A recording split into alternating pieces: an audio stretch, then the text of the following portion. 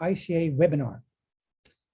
Actually, I should be a little bit more accurate. It is indeed the ICA webinar, but the whole endeavor we will discuss today is actually a joint activity of the International Cartographic Association and the United Nations. So therefore, the first joint ICA UN webinar is happening at the same time as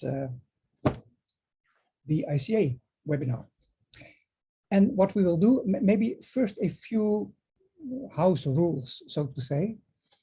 I have a button here where I can mute everyone. So that's a very comfortable button. That's what I do, because for the moment, I will be the only one talking.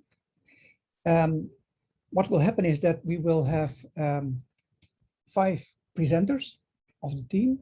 They will all present a part of the story we would like to tell today.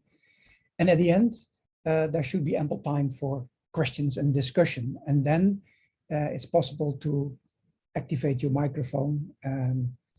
But we will see how that can be organized a bit orderly. So what is this all about?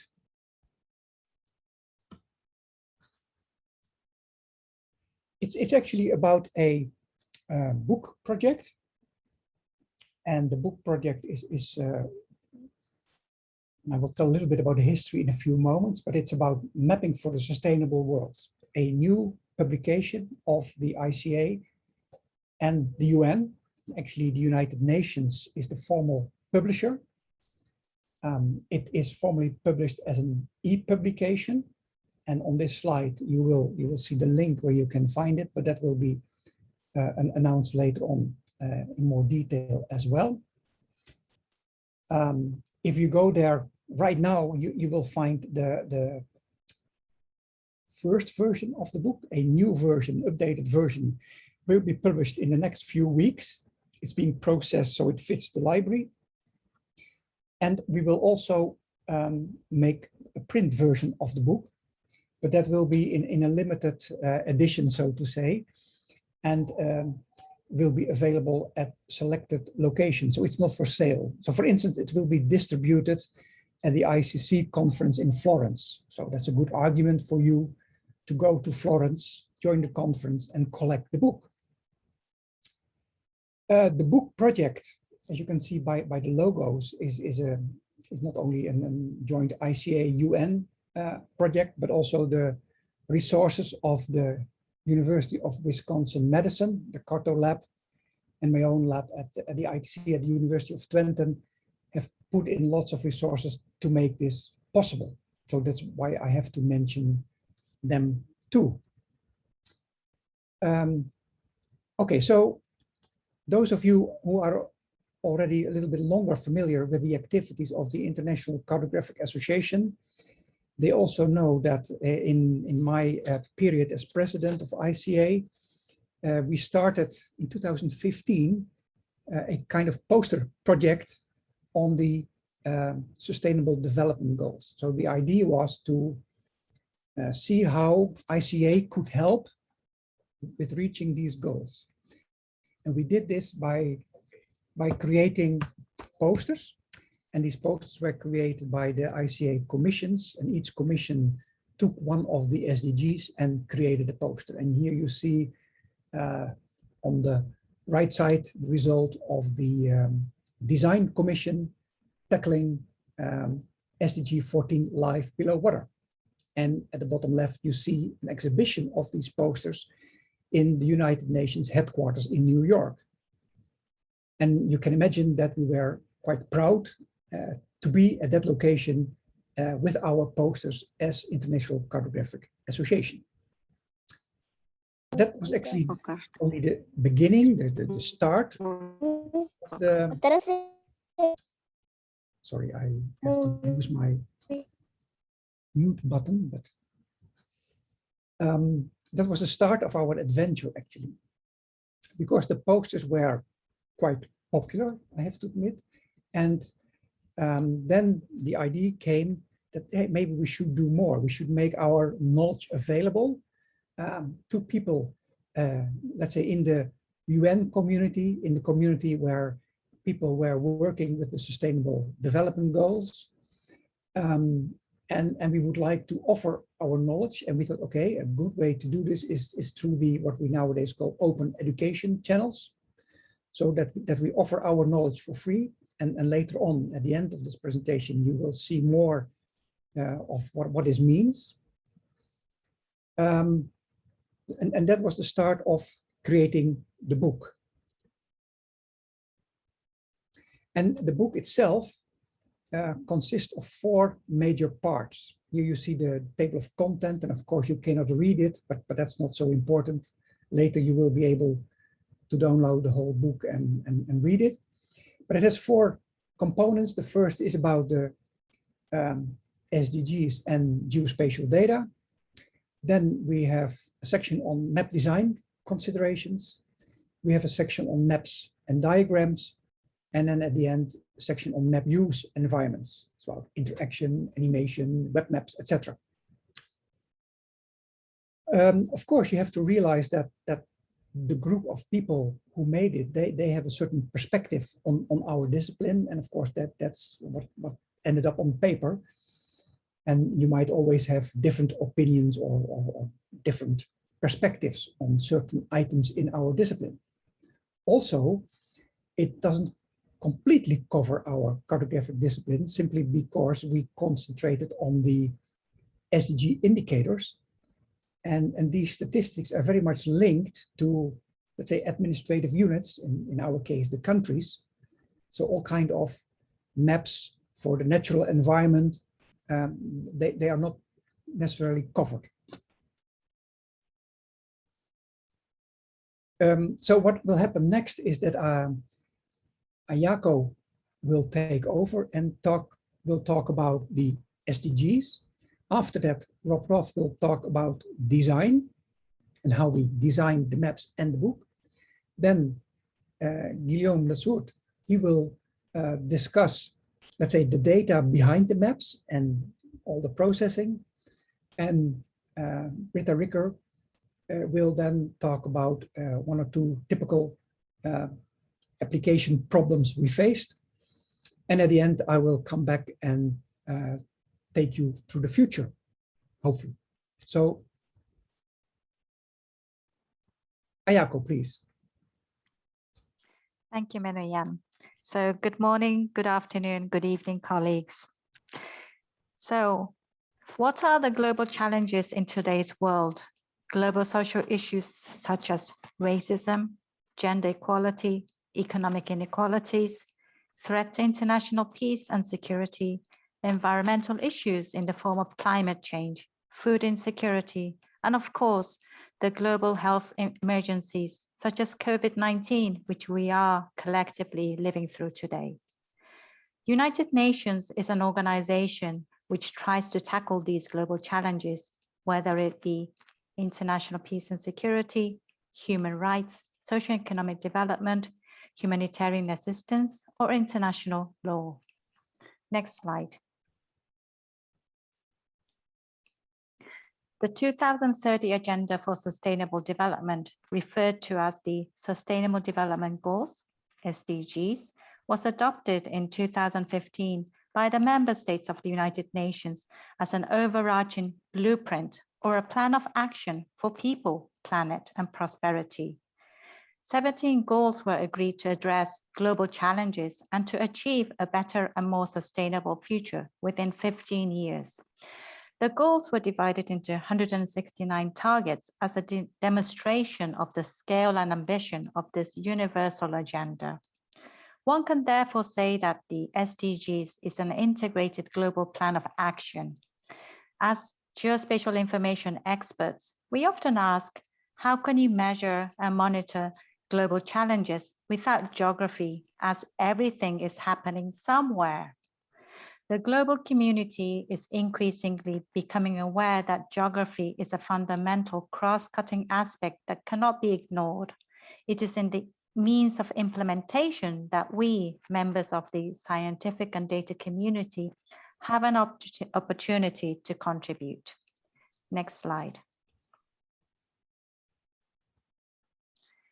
These goals, which are addressed at global scale, increases our awareness of the challenges of the world faces today, but also how they impact the regions, the countries, and our local living environment, as the SDGs is about measuring and monitoring progress at all levels of societies. Next slide. The Interagency and Expert Group on Sdg Indicators, IAEG SDGs, is responsible for uniting the global community to develop and implement the Global Indicator Framework. 231 unique indicators as of April 2020 are used to measure and monitor progress towards each target, to inform policy, and to ensure accountability of all stakeholders. Reliable, timely, accessible, and disaggregated data by income, gender, age, race, ethnicity, migratory status, disability, and of course, including geospatial data and Earth observation, is an essential part of the global indicator framework to be insightful and impactful. Next slide, please. Cartography enables us to both visually promote and rapidly synthesize the SDG indicators. As an art form and then as a communication tool, cartography enables to humanize and relate the otherwise abstract SDG indicator data. In some ways, the number of indicators, variable types, and volume of data at various levels of geographies can be overwhelming to understand where the world stands on each of the Sustainable Development Goals. Using cartography enhances, synthesizes, and visualizes complex data and information to better understand global trends in a snapshot, but also to communicate more effectively the global plan of action where we want to achieve and where we want to go by 2030.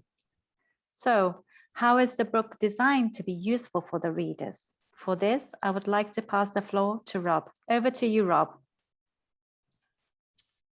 Thank you, Ayako, for that excellent introduction. My name is Robert Roth. I'm a professor at the University of Wisconsin. Menoyan and Ayako had been working on this book concept for quite some time, bringing the ICA and the United Nations together. I had the opportunity to join the project during my sabbatical at the University of Twente with Menoyan, and it was really an easy sell because of the urgency of addressing these sustainable development goals. At the University of Wisconsin, I am the faculty director of the University of Wisconsin Cartography Lab, which is a research and production facility where we try to give students apprenticeship-like experiences where they work with real-world contracts. And it had just so happened at the time of my sabbatical that we'd received a US National Science Foundation grant to develop some open educational resources around emerging trends in cartography. And so it was really a great opportunity to pool our resources collectively on this project. Before I continue, I want to acknowledge the team from Wisconsin. Tanya Buckingham Anderson, the creative director, designed the map template, the book template that we'll see in a second, as well as the early spec sheet. And then we had four really excellent students who helped develop the maps. Alicia Iverson and Gareth Beldrica Franklin, who's working really closely with the UN. As Guillermo mentioned, there was a really intense process to ensure that we were sort of dotting our I's and crossing our T's. And Chris Archuleta and Megan Rossler as well contributed maps into the book series. Menoyan, next slide, please. And so perhaps I say it was an easy sell at first, but maybe I didn't know what Menoyan was actually asking at the time. In the end, we had developed 94 SDG maps, 68 schematic maps, 35 diagrams using SDG actual indicator data, and 30 other conceptual figures. And so the book has over 200 original figures that are all available, open access for reuse in teaching and education. Of course, we managed some of the design, but many of these figures were developed first by the editorial team and passed around through multiple iterations, some a dozen or so by the time they actually landed in the book. And this is just a quick visual overview of the variety of maps and diagrams that were created for the book. Moving on, next slide, please. Because we had such a large team, we needed some intention behind the design of the book and how we were going to kind of pull together this diverse set of resources into a coherent look and feel. And so as cartographers, we drew from cartography principles to design the book. This is one of the inserts. Ayako had shown another of our insert maps that are really atlas spreads. And we were trying to draw from tenets of atlas design to optimize the book space. Menayan, next slide. So we wanted the book to be portable and accessible. As Menayan mentioned, it wasn't meant to be comprehensive. It was really a guide, a reference. And so it's small. It's an A5 layout. And so smaller than your traditional size book, 148 by 210 millimeters. And because of that, every single square inch, every single dot of ink was really valuable. To optimize that space, we developed an 8-column grid. And so this grid design you can see labeled 1 through 8 with a 72-point gutter and 12-point margins. These are sort of the optimal specs or the lowest common denominator specs for a clear visual. And then the idea, because we wanted it to be concise and again, accessible, was that each entry was going to be a 2-page spread. And so each topic is a spread, just like an atlas would be read as a single spread as you open a book. Moving on, next slide.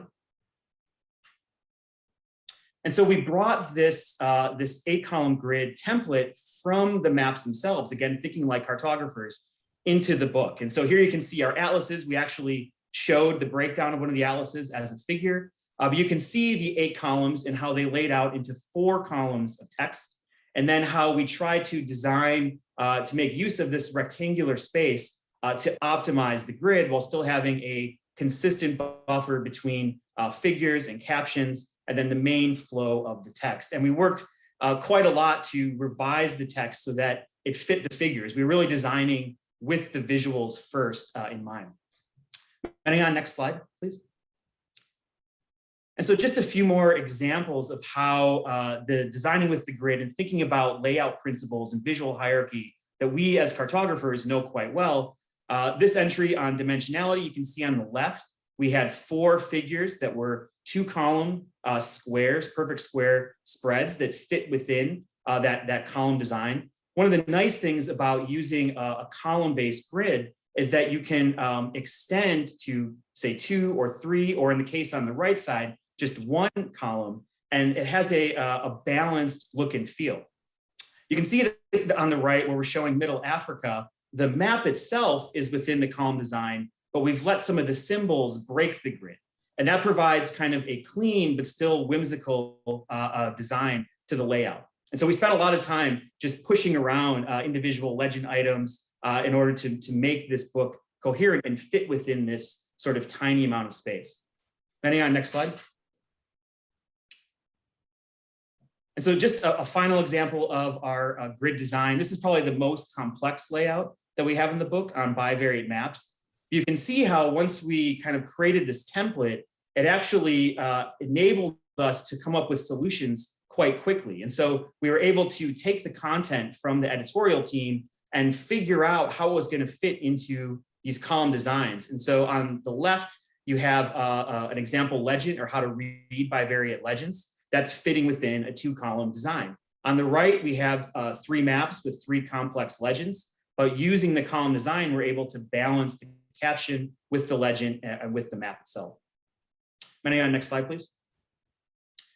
So in addition to using this layout and thinking like a cartographer, we also had a specification sheet that was collecting the cartography principles as we were writing the book. And as Menayan mentioned, this is a great opportunity to sort of negotiate common ground, bring a variety of different cartographic schools or paradigms together in an international setting into a single book.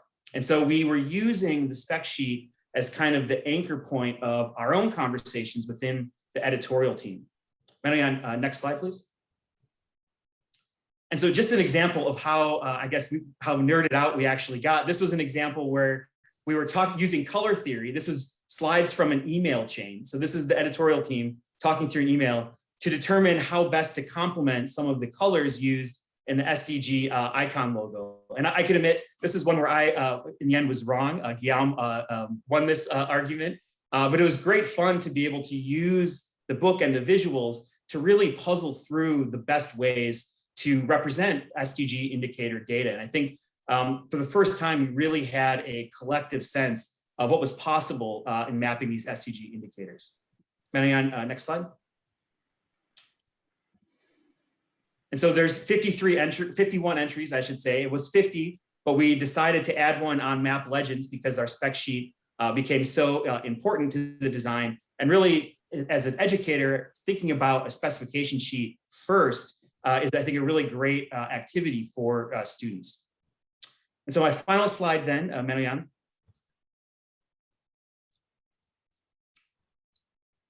I focused a lot on the visuals in my portion of the presentation, but of course there's a large amount of text in this book. And for those of you that haven't gotten to the end yet, there's a really fantastic glossary that also represents all of these negotiations, all of the drafts of text, and how our team, our international team, came to define many of the core concepts in our discipline. And so in addition to the visuals, I heavily recommend just looking through this glossary as a UN ICA negotiated reference.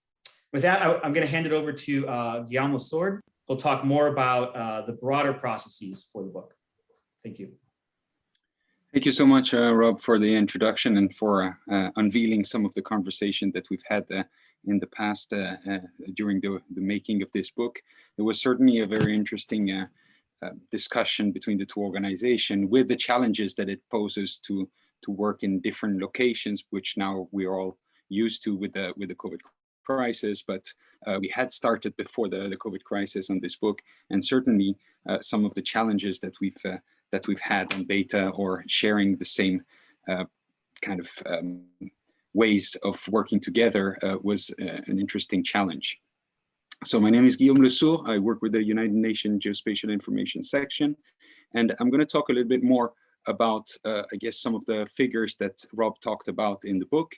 And here we have a graphic that's taken from the book about the cartography planning and design, and then how we circle through 6 main steps to prepare maps and their content, starting with defining the project goals, with subject, goals, audience, environment, and data selection, and with some decisions on the representation. As Rob mentioned, we had some specs defined for this entire project. Certainly, we did then have to go to the second step, which is the review of the available data sets, whether statistical or geospatial information, and considerations in that regard. And then clean and format data sets. This looks sometimes a trivial process, but certainly with the SDG indicators, it is a cumbersome process because of the availability of data for some countries or the lack of availability and inconsistent entries in some of the SDG indicators. And then how to join and add data and choose enumeration areas and the related formatting of the data sets. And then we have the fourth step, which is related to data transformation, normalizing to enumeration area, classification scheme, and review the data distribution. So this part is related to the transformation and analysis of the data for finding insights in the data.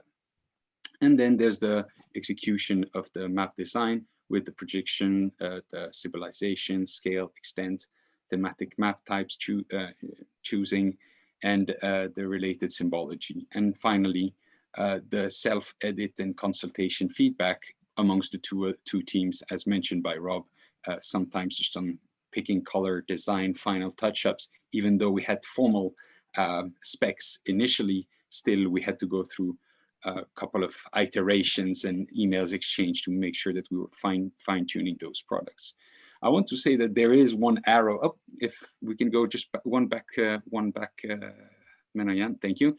there is one arrow that points back from step 1 to step 2. Certainly, I think there should be multiple of those arrows, because when making a map, it looks all nice and clear on how to plan, but I think there is indeed a lot of iteration when going through those different steps to go back and forth between doing the classification, symbolization, and going back and forth between all those steps as a kind of iterative process, as mentioned also by Rob. Next slide. I think in the context of this planning of the cartography process, we have obviously to choose the purpose of the map, and for us it was mapping for the goals, and for general public and publication. I think sometimes we have to bear in mind that some organization, or when making a map, there is some policies or practices around maps that one does not always think about at first hand. And certainly in the UN, there are some rules and specific regulations about the guidelines for publication of map, as you see here on this slide. And the guidance document states that in view of the sensitive nature of cartographic documents, prior to the issuance of any map at any duty station, clearance must be sought through the office that I work in, and to make sure that it's not in contravention with existing United Nations policies. So what does it mean is that, for instance, as we see here on this map, on this small image it maps, there is some specific rules and practices because the UN is seized of matter following some Security Council resolutions, such as on Jammu and Kashmir. There are some specific disclaimers and practices that we have to follow. So when, I guess, adding on to the specs that we had also some policies to follow. Next slide. So first on the data selection, I want to just highlight here the Sdg indicators. This is one point that I made earlier. A lot of data is available, and that is, I think, great progress for the scientific community to have this data sets available. The challenge sometimes is the incompleteness and the challenge that countries have in providing this data consistently across the years and across the world. Next slide. Geospatial data. We use the geospatial data that my office produces. It's general country-based data. We have seen in an example that Ayako showed earlier and on gender, the kind of very generalized, stylized geometry of data that we used on few examples, but because we wanted to make sure that people relate to actual geography of the world, we used the lower geography data set that we have, and we projected as per the book, the ECHO 4 projection that we used in the book. Next slide. So then this is a little bit complex discussion. There is a M49 standards in the United Nations, which has several groupings. The M49 basically divides the world in different regions. First, we have the continental regions, which are called regions. And then the UN has, for different purposes and regrouping, reporting of specific socioeconomic and environmental issues, divided up into sub-regions and intermediary regions, as you see here. The SDG grouping, the one that was agreed by member states for reporting on SDGs, is the top one on the right.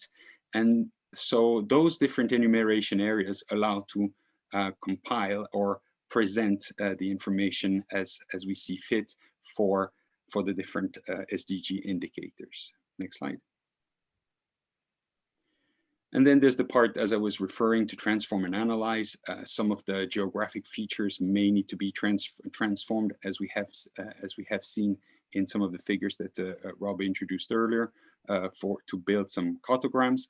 Or it is also sometimes important to review the statistical distribution to make sure that the classification, the different classes that we're going to show in the maps are properly distributed. Next slide. And then finally, execute the map design. So this is a graph also taken from the book. which type of symbols, which type of map are we going to be producing is also part of the execution of the planning and process on map making. Next slide. And this is just, again, one of the dividers that we've presented to you on we try to do those dividers as a kind of showcase both on SDGs and cartography and try to make a compelling story. And I've highlighted here a couple of the points that we've made in my presentation on the cartography process, the goal first, and then second, the data choosing, then the enumeration area choosing, the data processing, and then the execution of the map, and then finally the review. As mentioned by Rob, there has been a lot of back and forth between ICA, the CART Lab, and our office in making those maps, just to fine tune and to make the story more compelling.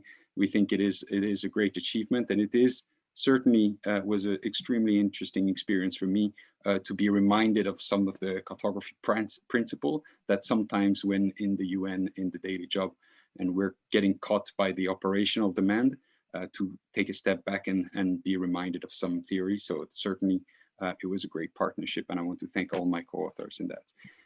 And then if we can get to the next slide, I've put in the slide deck, as I think this is going to be shared, another example that was also showed by Rob, where the different steps are highlighted. And without further ado, I will pass to Britta. Thank you. Yes, thank you. So as my colleagues have already told you, a big part of the narrative of how this book came together, I was lucky enough to come work with Menno-Jan and Rob at University of Twente as this project was coming together. And when they told me about the project, and as I was learning about the SDGs that IACO so well articulated and described to us, I was 100% on board. I said, let's do this. And when they said there was open data, I thought, oh, this is going to be easy. There's data available. I found out that it wasn't as easy as I thought it was going to be. So we've already shown this graphic, but this proved to be so important to get this project started. So Menno-Jan, can you cycle through? So I'm going to quote Gretchen Peterson here. Every cartographer has a plan until they actually look inside their data. So we ran into this time and time again. I spent so much time on step number 3, cleaning the data. And so if you're interested in working with these data, just make sure you plan ahead and schedule enough time to see what you can actually do with the data. Next slide. But now what we've done is we've created this wonderful resource, this book, and we've incorporated it into our teaching. So I'm now at the Utrecht University in the Copernicus Institute for Sustainable Development, and I've used this as an assignment in the Global Integration Project for Pathways to Sustainability within the Masters of Sustainability. We've also used a lot of this material in the Masters of Cartography at University of Twente, and actually have some other publications as spin-offs to some of these projects that started with the book, but then we were able to do separately. So that was some additional output. And then this is a screenshot from a class project that came out of the book. So next slide. I also want to talk a little bit about diasymetric mapping, because this was by far the hardest map I had to make for the book. This is a lot of blood, sweat, and tears that went into this. And I have to say, I'd never made a diasymetric map before, so I learned a lot in the process. Now, the challenge with making, I guess, let me back up a little bit. With the Sdg indicator, the easiest types of maps to make are choropleth maps, because these data are aggregated at the national scale. However, when we're looking for solutions to these global sustainable development challenges, we really need to pinpoint localized solutions, which just are not possible when aggregated at the national level. So that's why these diasymetric maps are so valuable, to really pinpoint where interventions need to be targeted. So diasymetric map uses ancillary data to divide the mapped area into zones of relative homogeneity. and with the purpose of portraying data at a finer resolution than a traditional choropleth map. So in diasymetric maps, area symbols are used to represent zones of uniformity and not necessarily the political boundaries. Now, like I said, the Sdg indicator data don't have these ancillary data sets. So we had to make some decisions along the way. So we made many iterations of this, and this is the one we ended up going with. So we used areas to omit, so where we thought there wouldn't be large populations, such as deserts. And so here we walk you through the process. But yeah, this was by far the most challenging map for me to make in the book. And I really enjoyed this entire process and learned so much by working with each of the editors and co-authors. It was a really wonderful process. So if you have any questions for me, I'm happy to answer them, but I think I'm passing the baton to the next person now. Yeah, and that's back to me again. Thank you all for bringing us so far. I would like, now the book is there, so what's next? And we are so enthusiastic, actually. I mean, usually you will be very tired after producing such a book and don't think of any future projects related to it. But we are probably a crazy bunch, and we have all kinds of future plans, and I would like to share them with you. And in the future, we might even need your help there. So, okay, in the center, you see the book cover. And first I go into the blue zone, because as I told you, if you go online right now, you find the January version, and we have a, let's say, June version is being processed to be updated. And so you can download the old version, but if you have a little patience, then you have the new version. Then we in the future, we think of extensions, since we mentioned earlier that the book does not cover the whole realm of cartography. So there are certain maps and methods which are not covered. So we might think of including those. Also, maybe in the future, we have to update things. Things might change. We might still have many errors in there. Usually, if you have a new book and you open it, the first thing you see is an error. Therefore, I have not yet opened the book. Also important are translations. Thinking from the UN perspective, they have 6 formal languages. And we have now done it in English. And we were lucky to already sign up with French-speaking people who will do the translation. So there will be a French edition. That's also nice for ICA because it's formally a bilingual organization. So French is the second language. Well, if I say bilingual, there is not a first and a second, but okay. French edition, so that will come. But then still we need Arabic, we need Chinese, Spanish, and Russian. So again, if you know someone who has a few days off, then that's a good advice. And of course, yeah, then we have now the e-publication, and the print will come, and that will be more distributed at specific events where ICA or the UN wants to, yeah, make an impact, so to say. And it's not for sale. So yeah, that's it, because it's free, yeah, we cannot sell it. Okay, then of course in the green zone there's promotion, and actually you are now in a commercial. I mean, we are now promoting our book in this webinar, you would argue. We have done it at the AAG conference. We have distributed it to certain journals who might like to review it. And there might be other opportunities where we will speak and promote our discipline for working with the SDGs and make a better place with maps. Then on top, in a moment, I will also show you some examples how we make this all available. So the data sets we used will be made available. The texts are, of course, available. The base maps, which were shown by the UN, we hope to make them available too. You already heard about all kind of, let's call it political issues. As soon as they are overcome, we even dream, so to say, of being able to provide the base data to the natural Earth data set, so to say, so that it's really available for wide outreach. Yeah, and then we go down to the yellow part, and that's the future. So we have submitted quite a few abstracts to the conference, and as we speak, they are being reviewed. We plan future workshops. We plan these workshops both in the UN organization with UN members and in cartographic communities, for instance. And even if you plan a workshop and you would like to use this material, please do so.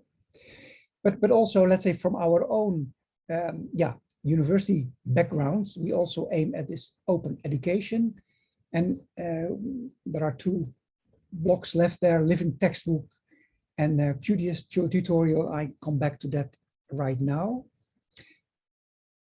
First, what we are, and it's work in progress, this, because because when we started the project, and you know, you have to work with the data. But nowadays, of course, in science, we talk about reproducibility. Can others do the same with the same data as you can? And of course, that's an interesting challenge for cartography, because probably with the data and the classifications you can, but the design is a very personal, art-like endeavor. So they might not all be exactly the same, but that's an interesting thesis work, I guess, for future students: reproducibility and cartography. But what we have done, and this is the work of medicine, they have, for all the figures, the figures themselves are there for download. The data behind the figures are there for download, and some additional information, like here you can see a legend example that's available for download. Then, again, in medicine, they are working on a kind of QGIS technical supplement. So they help you to recreate these maps using QGIS, and there's a whole tutorial on how you can do this, and it has all kinds of interesting steps. So that's a really very valuable educational material at your fingertips, so to say. Then in Twente, we are trying to integrate the book into what we call a living textbook. Basically, it's the book, as you can see, and it's completely linked to an environment what we can call concept maps. And in these concept maps, all relations between the terms and the illustrations, the figures and the definitions from the glossary, they're all linked together. And people can find a path through the concept map. They can browse the book, they can use the glossary. There are many entry points, and it's all linked together. And currently we at our university were experimenting with this, trying to define, let's say, what we call learning paths for students for certain domains and applications. And then at the UN, they are working on extensive, they call it poster, but actually it's far more than a poster, I would argue, because all these inserts, the in-betweens, we call them internally, and you see them filled, you've seen them before. They're also working on making one for each of the goals. So if you remember the beginning of the story, we talked about the posters, the commissions, and certain cartographic perspectives to the goals. Well, actually, this is a kind of repetition, but a little bit more serious, a bit more and I should not say this well thought, because then I hurt my colleagues, but more in line with the whole design concept of the book.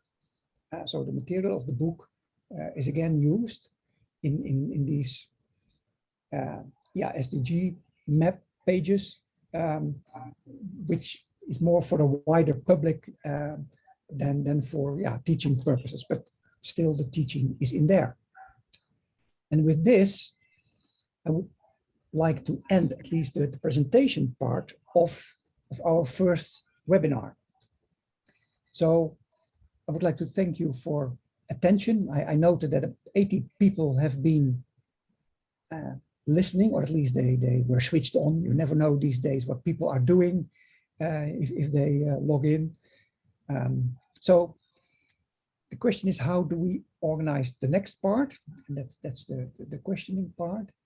The thing is, I think I will stop sharing my screen because then it's easier for me to operate. But maybe I'll leave the screen on.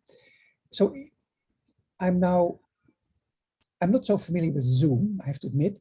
And so if someone asks a question, of course, people can open the microphone and start yelling. But if we have 80 people yelling at one point in time, I guess I have to use my mute button again and put you all on hold.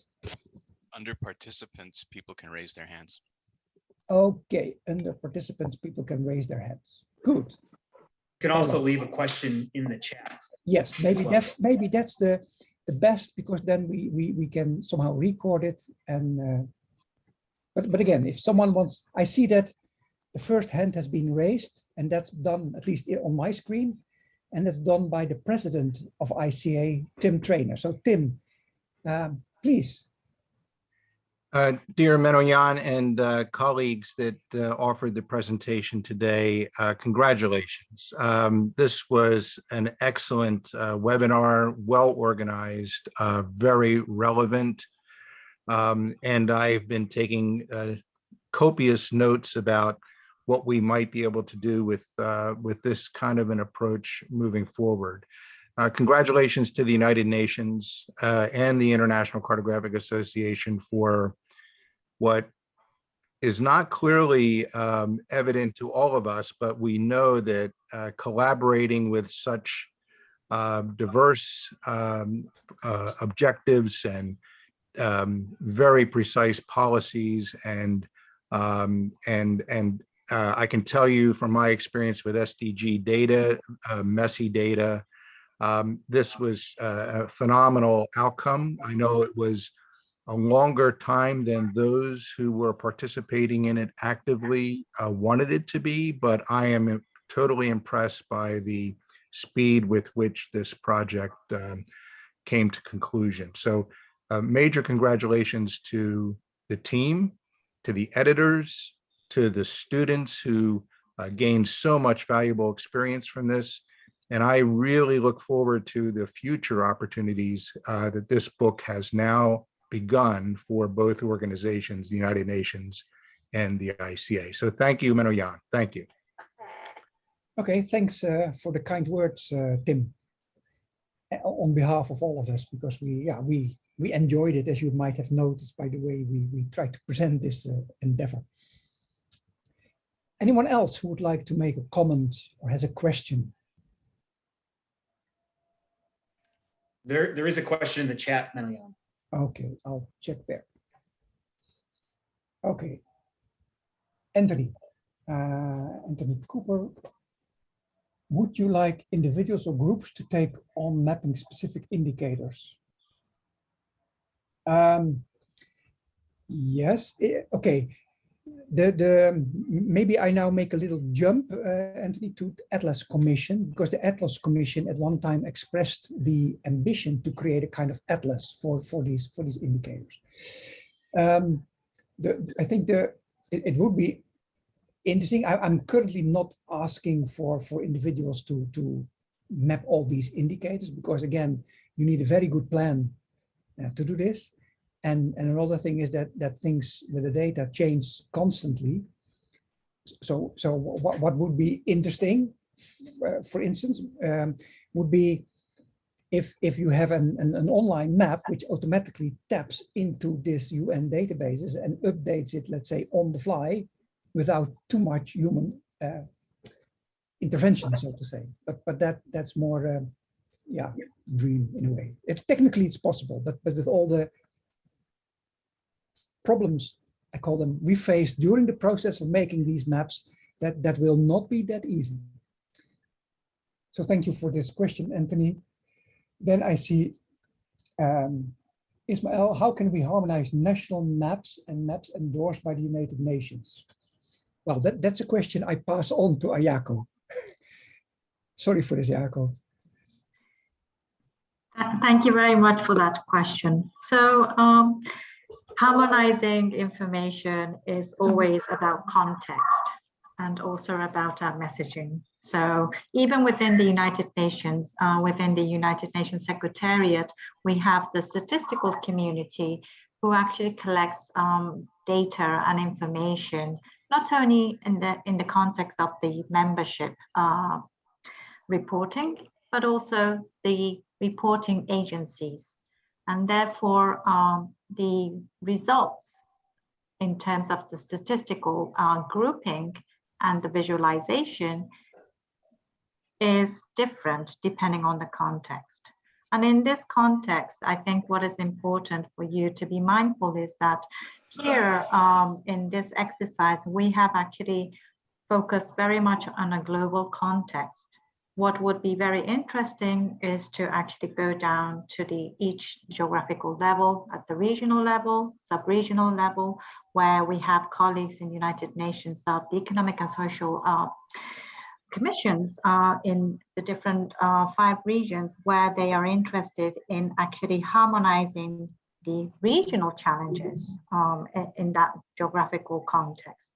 In the context of the national, what is important is that the United Nations always respects the principles of the UN Charter, where we respect the principle of sovereignty. And in this context, the national maps of each country should be the one that take precedence within the national context. In the context of harmonized and integrate with the data set of the United Nations, it really is a matter of how you would like to contextualize, because the information may not be necessarily to actually show the whole national area of unit, but focus in specific geographical areas. Since there was a question related to the harmonization, maybe I can also pass the floor to my colleague, Guillaume, who is also the program manager of our program called the Second Administrative Level Boundaries South Project. So Guillaume, maybe you might want to supplement on this question. Over to you, Guillaume. Thank you for passing me the floor, Ayako. I think the important is as Ayako mentioned, it is always about context, and the way we are trying to do this in the context of the SAL program to sort of harmonize data is to try to gather the data at a specific scale from national mapping agencies and try to resolve some of the, I guess, the differences in generalization and I guess the scale level at which national mapping agencies are providing this data, and to try to resolve some of those issues which are actually technical in nature and can be resolved as long as there is that common understanding for what purpose this data is going to be. And if it is for, I guess, visualizing statistical data at subnational level, usually member states are in agreement or are accepting to try to modify slightly their geometry or the data set that they have, that they want to provide to the international community in view of the specific purpose of, you know, thematic mapping at the subnational level. Thank you. Okay, thanks, Guillaume. I see also another question from Chiyu Wang, and it's about time. There is a section on time in the book. So we indeed, yeah, things change over time, and we have one section specifically on time, but time is also popping up at different locations in the book. Yeah, and then you also ask, what kind of workflows do you follow to visualize and analyze the time factor of the geodata? Maybe it goes in too much detail to discuss this right now, but we certainly yeah, have been thinking about this, and something has been written in the book about this. Then I see Silvana asking if we have considered working with UN GGIM and related to this document. Then I think that I give the floor to Ayako. Thank you very much, Manoyan, and thank you very much, Silvana, for the question. For your information, both Guillaume and I actually serve as the secretariat to the UNGGIM. So we are aware of the agenda item of the Global Fundamental Geospatial Data themes. One of the important things to be mindful is that the UNGGIM engagement is an intergovernmental mechanism, and therefore it's actually a meeting and a process and the mechanisms that the member states have within themselves, and the United Nations Secretariat provide the Secretariat support. This particular project of the joint ICA UN publication, we are looking at it much more from a professional perspective, because our office, and especially my team, the Cartographic Unit of the United Nations Geospatial Information Section, we do the actual tactical cartographic production and also providing the technical guidance with regards to the administrative instruction that Guillaume had mentioned earlier in the presentation. So as geospatial information experts and also as a cartographer, we wanted to be engaged aside from, let's say, the usual intergovernmental official formal mechanisms context to more of a professional context. And this is also the reason why ICA and United Nations Geospatial Information Section, we have a relationship where the section itself is an associate member of the ICA. However, taking note of your comment, I also would like to communicate that there are also other working groups and experts group in the UNGGIM context, where the group working on integration of statistical and geospatial information and data. I understand from your ICA president, Tim Traynor, they have shown a lot of interest. So we are looking forward to actually have engagement in the coming period from a secretariat point of view. But I think at this moment in time, what we would like to do is to take this open access approach, where we are trying to share lessons learned and best practices through this partnership between the United Nations and the International Cartographic Association. I don't know whether Tim or my section chief, Kyung-Soo Young, who is also in the call today, whether you would like to supplement any additional information. Over to Kyung-Soo or Tim.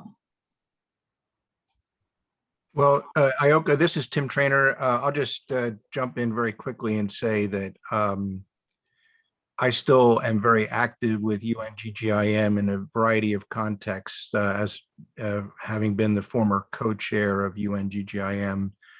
And I think this work has significant potential application on many different levels within national mapping, national geospatial organizations, within efforts to communicate the benefits of not only the geospatial data, but the non-geospatial data, in this case, all the statistical information and all of the other data types that were brought together in making the different maps for this publication. And to me, this is in line with, it's evidence of success in addressing some of the challenges that are being pursued within the integrated geospatial information framework. So this is the IGIF, the new IGIF, the replacement for the NSDI. It's much broader, and this book, I think, brings together many of the goals that we have in that effort, and it also addresses many of the challenges. So I'm very hopeful that this is the beginning of a very long and detailed effort. And I encourage everyone on this webinar to think in those terms, share this information, get it out there, be sure people have a chance to understand and see the benefits that are raised from this great great work. Thank you, Ayako. Thank you. I note that my section chief, Kyung-soo, unfortunately had to step off due to his busy schedule. So back to you, Menoyan. Okay. So no, I mean that I'm here though. I thank you Okay. very much. I thanks to the team that he actually say exactly what I wanted to say. So this is a biggest step that we have made, but also this is a very starting point.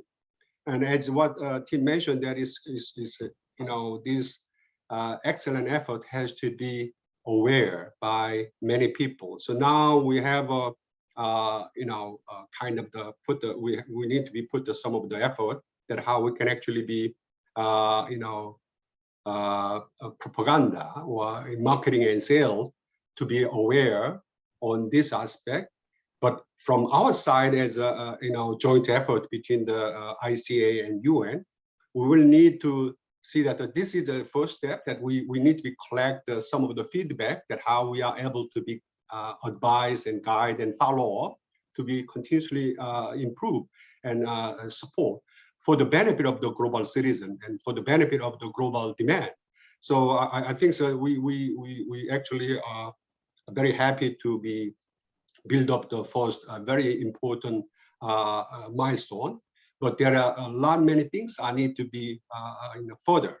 So I appreciate that all of these interesting parties and interesting colleagues, they can join to this effort to make a next step forward. And also I'd like to actually congratulate Menoyan and Ayako and all of the colleagues that who involved on this one to make a very exciting and excellent effort. But as mentioned, that is really a good beginning. Thank you. Okay, thank you, John.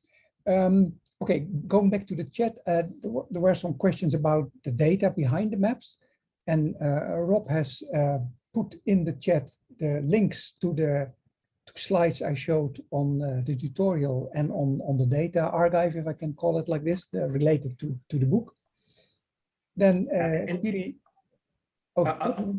yeah, sure. I'll just add that it's been a fascinating learning experience coming from a university setting to be working, thinking about international policy.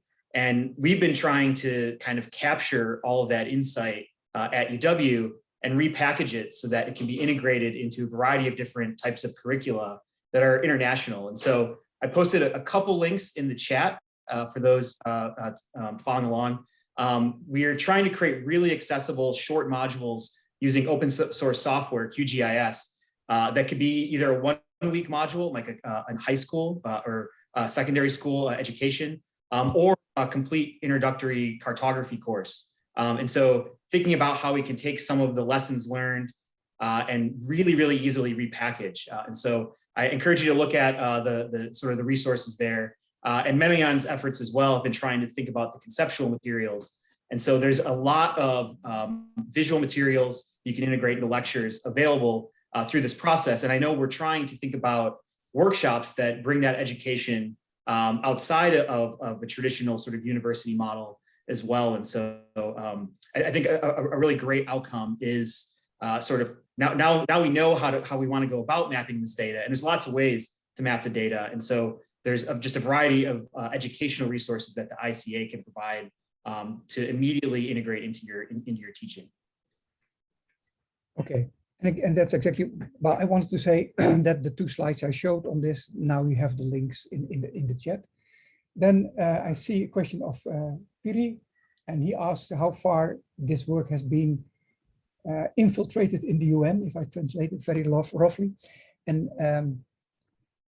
that is being done. Maybe Guillaume, you can say a little bit about this. I mean, of course, the book is just there, so it will be distributed within the UN, but there is the thematic group on the UN GGIM on UN internal geo organizations. So Guillaume, do you want to say something about this? And I also saw your hand raised a minute ago, so maybe you can catch two birds in one talk. Yes, so I just wanted to make a quick mention about about the point about the data from the book being available. Obviously, it was shared in the chat about the statistical data, which is already available and out there, so you can download it. The geospatial data is currently not yet available, but this is something that we're definitely working on. Sometimes our institution is putting us through a couple of some and more hoops. So we are definitely trying to make this available to the wider public, but you have to bear with us. It may take a little bit of time more, but certainly we're looking at 2021 to make that data publicly available. As you mentioned, in the context of infiltrating the UN, we are trying to promote it as widely as possible. There are some colleagues in this participants who are from the UN. We have promoted it through the UN website. We are trying to promote it through UNGGIM in the context of both the work of the UN and the work of the geospatial societies. And there are some upcoming reports from the UNGGIM in the context of the UN and again the geospatial societies and the academic network that are promoting this material so that it can be used for the most. We are considering also to make some webinar type like this one for our colleagues in the UN. We're thinking in particular colleagues from the information and technology community, the statistical community in the UN would certainly be interested in having some of those theoretical materials. And that's, I guess, as part of the right hand side of what the graphic of what Menoyan has shown before on promotion of this material. We have already had 3 webinars type or events to promote this book, and we certainly are considering to do this further in the UN. Definitely the UN Geospatial Network will be organizing a side event, which we hope to have. It is in the making, but we certainly hope to have Mr. Tim Trainer and Mr. Kyung-Soo Won to just introduce it briefly to the member states in the 11th session of UNGGIM. So we are trying our best to infiltrate it as much as possible. Thank you. Okay, then I look at my clock and we planned for 1 hour. We spent a little bit more time already. I don't see any more questions. So if there is one very last question or remark, then I give you that opportunity.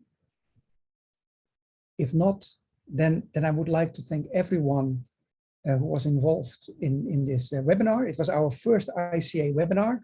So that was also exciting in a way for us to organize it. Of course, I would like to thank my partners in crime of creating this book, and we see so many opportunities for new adventures. So keep your eyes and ears open, because we will come with more. And of course, if you want to contribute somehow, don't hesitate to contact us, because then we can see how things can be accommodated. So I will stop